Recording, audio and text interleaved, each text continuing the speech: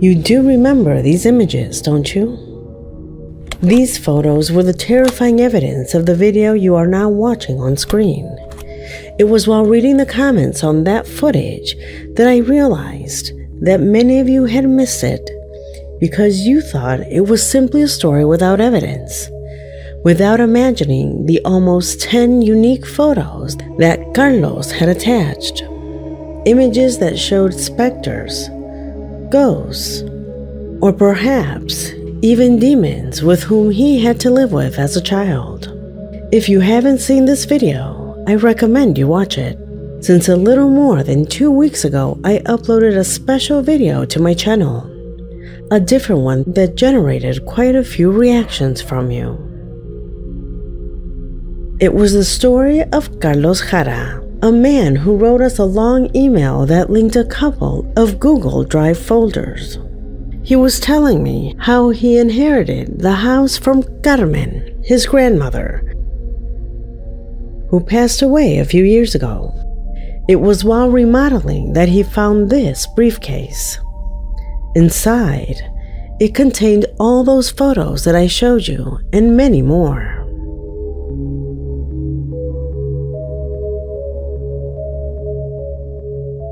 Images that were also accompanied by notes indicating the behavior and description of people who were apparently invoked in some sort of ritual, as Carlos called them in his email. I could summarize that video here, but I prefer that you see it yourself. So if you still haven't watched it in its entirety, pause this video and go watch it, because tonight I will pay my debt.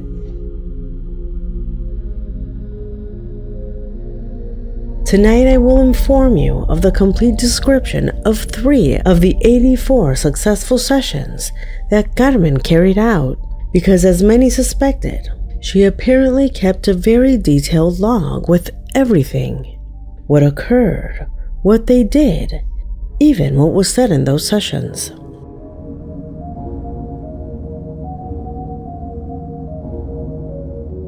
This is one of the photos that Carlos took of the many papers that were inside the briefcase.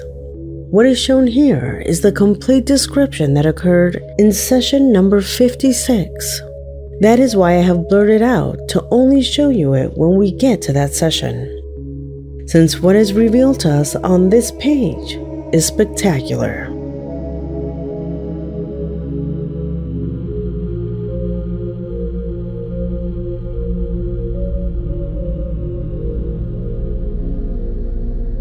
In his email, in those Google Drive folders, Carlos kindly arranged the material for me in such a way that all the information related to the first session and the others were grouped by date and even by name of each entity.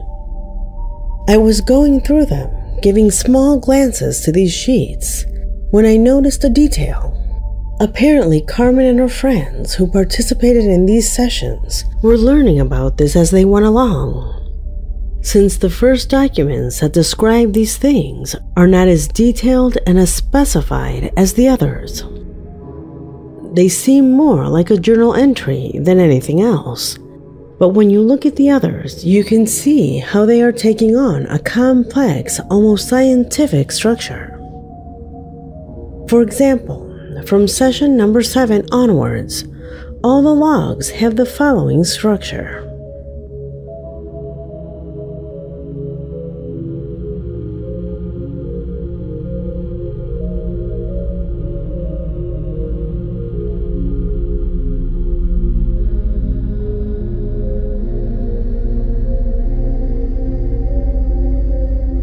However, the first sessions were much simpler.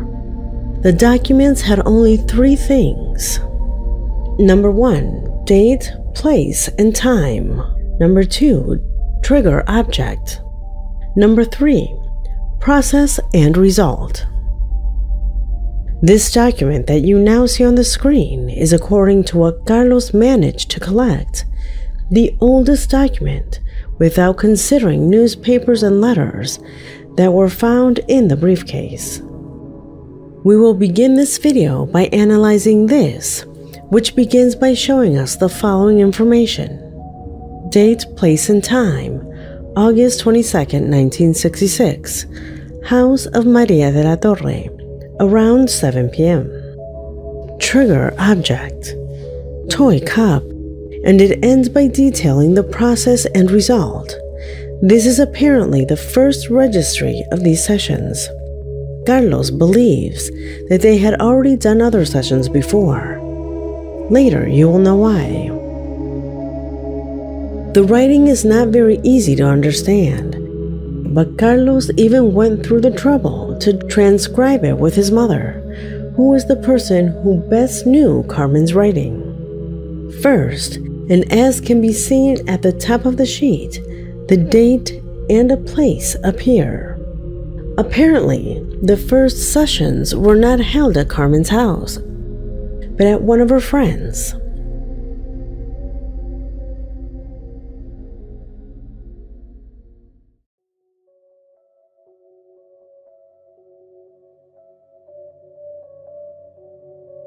Below is something unusual, something that no other document has.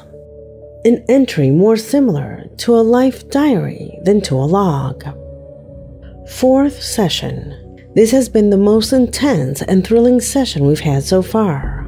Unlike the 3 previous times, Maria did not use the same rosary. This time she brought a teddy bear.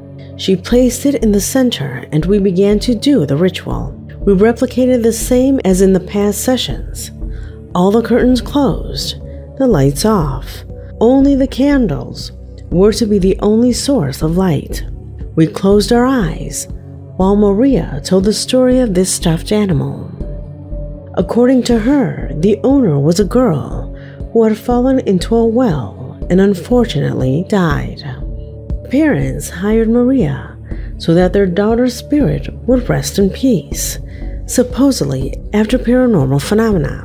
I did not believe her very much, especially because later Maria said that since she has this stuffed animal with her, here in the house sometimes she is awakened at dawn by sounds of dishes moving in the kitchen. This is how she determined that the girl's energy sometimes managed to get out of the stuffed animal, and that Maria suspected that the girl's ghost wanted to come out to play with teacups.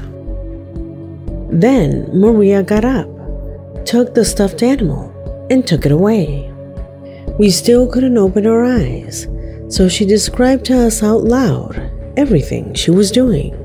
She took the stuffed animal to the kitchen, then brought it along with a set of toy teacups, and placed it in the center of the circle of candles. This was the trigger object.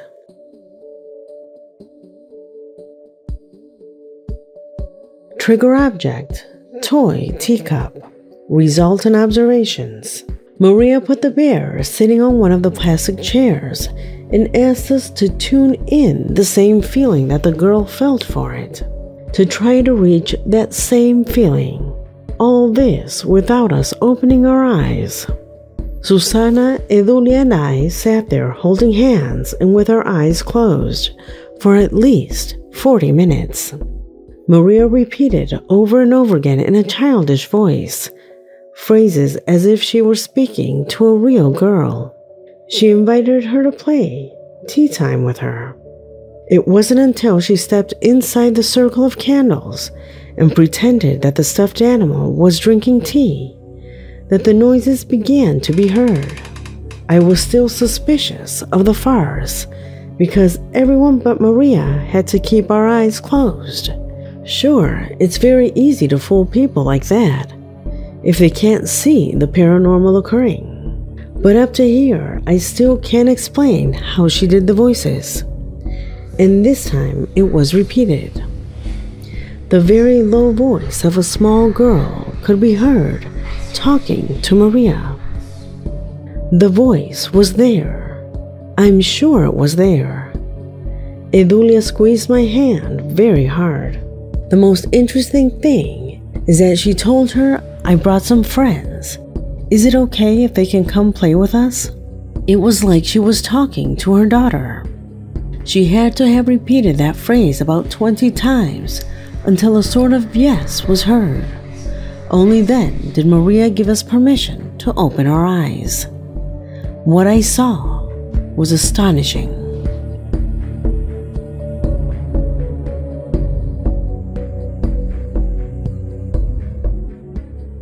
A plastic toy plate slid off by itself a couple of times.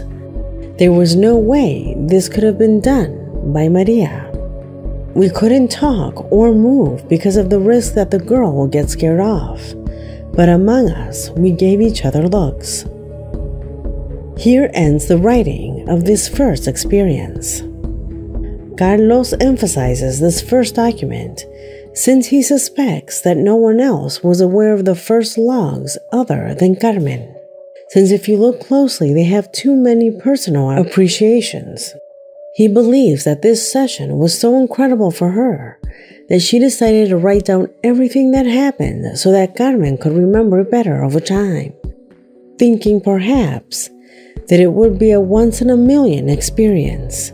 It was surely her initiative to keep the registry when this became periodic.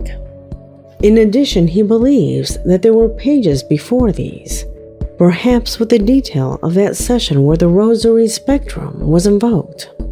Carlos tells me that this was never referred to again. From here on out, though, things start to get more structured and somewhat more professional. What you are seeing now corresponds to number 5, a session that, unlike the previous ones, would not take place at Maria's house. This is apparently the first session that took place in Carmen's house. The document is different. It has 6 sections. Let's start from the first line. Date, place, and time. September 5th, 1966. Carmen Soto's house, around 2 a.m. Objective and theories. The girl will be summoned again. This time it will be timed how long she stays with us and what other things she can do. Notes will be taken of everything that happened. It is assumed that the more people in the circle, the more intense the energy becomes, which should cause the spirit to appear quickly. It is assumed that no more induction meetings are needed. The errors of the last 4 sessions are corrected. Assistants: María de la Torre, Edulia Muñoz, Susan Cisneros, Cristina Escalante, Valentina Montes de Oca, and Carmen Soto. Trigger items: teacup plus teddy bear. Background: yesterday, September 4th, 1966, a sheet of paper was provided to all the attendees with a summary of the girl's death. During the session, Edulia read it out loud, in order for the 5 to be in tune with the most similar feeling possible.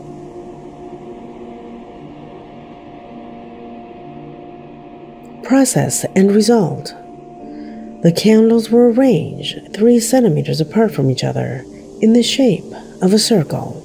The attendees take a seat on the floor, all holding hands in a relaxed way and with their eyes closed.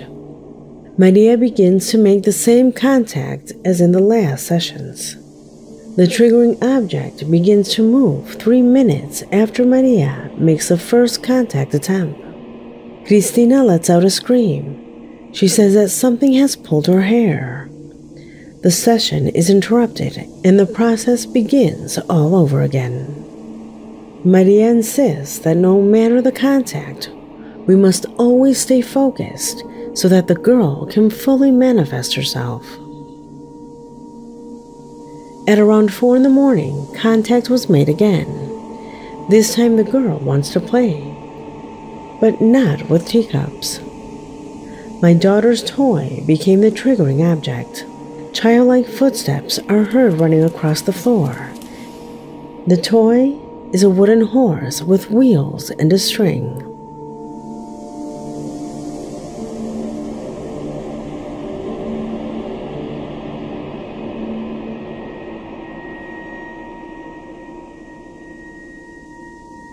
For the first time, we can stand up, leaving the circle of candles, and start to follow the girl around the house, who played by dragging the object.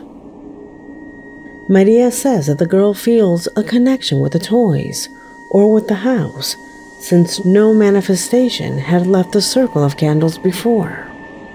Maria silences Cristina and Valentina, who did not stop laughing and whispering nonsense. On one occasion, some laughter is heard coming from one of the bathrooms on the first floor. Valentina reacts quickly and manages to take several photographs of that moment.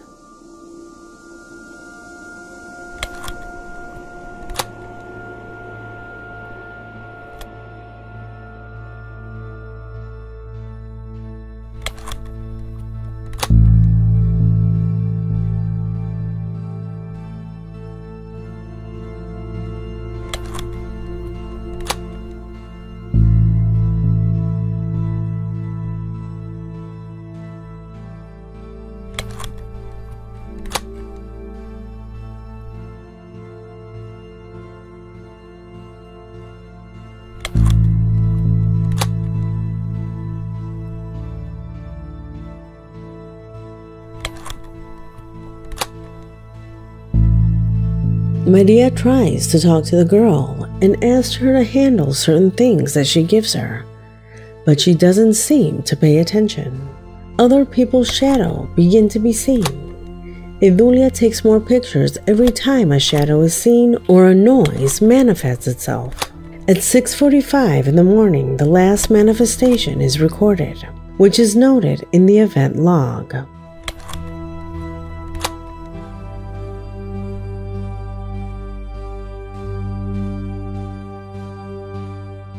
Conclusion.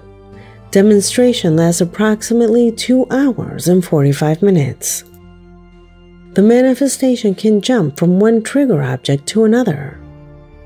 Concentration and silence, both at the beginning of the ritual and also during, is strictly necessary. The failure of the sessions on August 30th and 31st and on Thursday, September 1st, leave clear conclusions. The theory that everything happens because of an exceptional gift from Maria. Cameras can photograph entities, which are interpreted only as shadows to the human eye.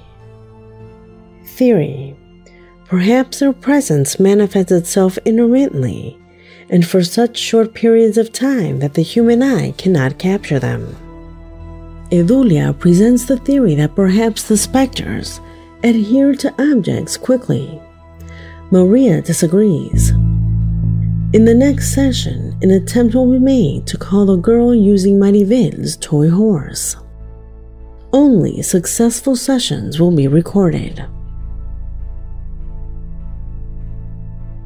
What you just saw is the first session documented as a real session, with structure, following the scientific method, in fact.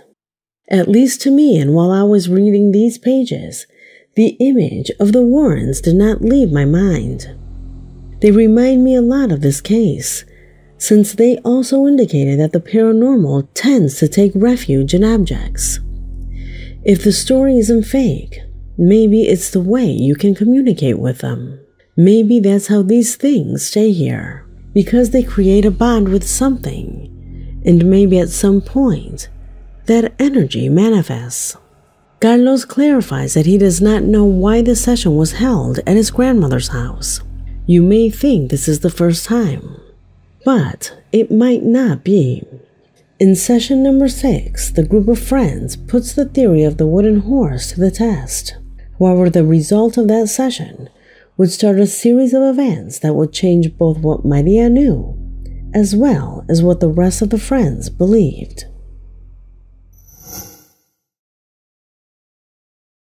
Session number 6. Date, place, and time. September 9th, 1966. Carmen Soto's house around 1:57 a.m. Objective and theories. The ghost of the girl was also attached to the wooden horse, since this was the last object she touched before leaving. In case the above does not work, The set of teacups plus the wooden horse will also be tested. Assistants: María de la Torre, Edulia Muñoz, Susan Cisneros, Cristina Escalante, Valentina Montes de Oca, Carmen Soto. Trigger item: wooden horse. Toy teacup plus wooden horse. Background: despite the fact that the triggering object is different, it is decided that the atoning feeling will be internalized by the same original story of the girl. Edulia became the official reader, who again reads the sheet aloud. Process and result. The candles were arranged 3 centimeters apart from each other in the shape of a circle. The attendees take a seat on the floor, all holding hands in a relaxed way and with their eyes closed. Maria begins to make the same contact as in the last sessions. However, this time there is no response. After 90 minutes of trying, she explains that it's highly unlikely that the spirit will latch on to an object simply by interacting with it. Triggering objects usually holds strong feelings. Cristina suggests that we try to go through the whole spectrum of emotions to see if it is possible to call the girl with any of them. We begin to try to tune in to happiness, going through surprise, love, anger, sorrow, and fear. We spent the next 30 minutes trying to tune in to each feeling until we reached rage. It is here where Maria asks us to imagine ourselves as children playing with this toy, and that suddenly, just like that, someone snatches it from us. Just a few minutes into this thought caused things to begin to be heard in the main room.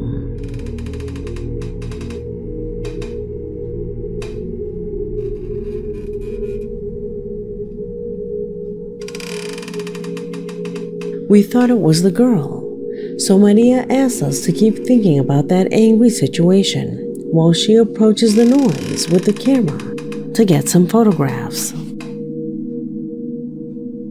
Allow me to get off the subject a little, to tell you the rest in a way that you can imagine what happens next. Sure, they couldn't open their eyes yet, since the contact had not yet been achieved. Apparently, it is the girl who should have allowed the others to play as well. However, the noises felt far away, which is why Maria stands up to try to make contact with her.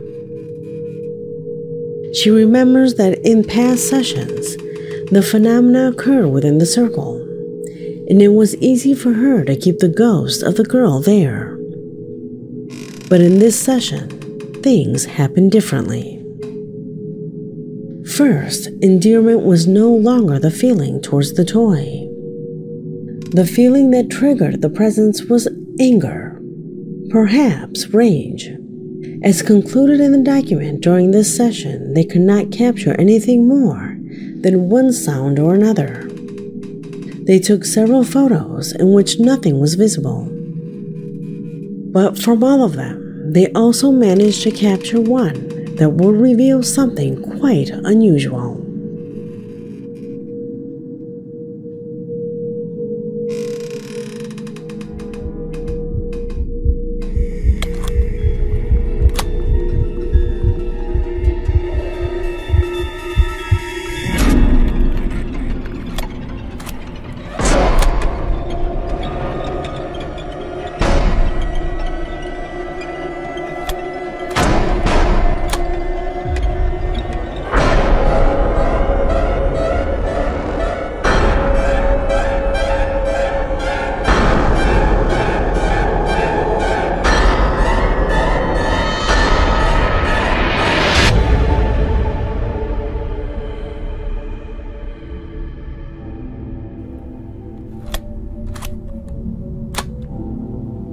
Who was he?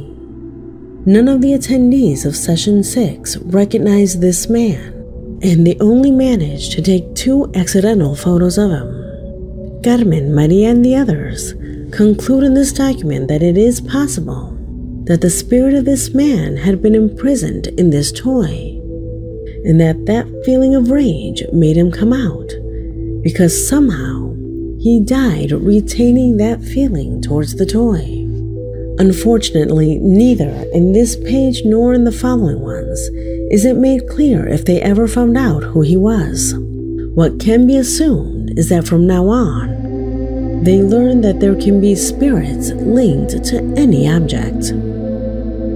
From session 7 onwards, the group would bring various objects to Carmen's house, some of which was possible to obtain a recording of the most incredible photos of ghosts I've ever seen. Would you like to continue learning more about this story? If so, share this video with your friends. Once this video reaches 15,000 likes, I'll get to work on the next one, making sure most people are liking it. As you already know, I hope you like this video, because we have already come to an end. My name is Leonore Clay, and this was The Darkest Secret.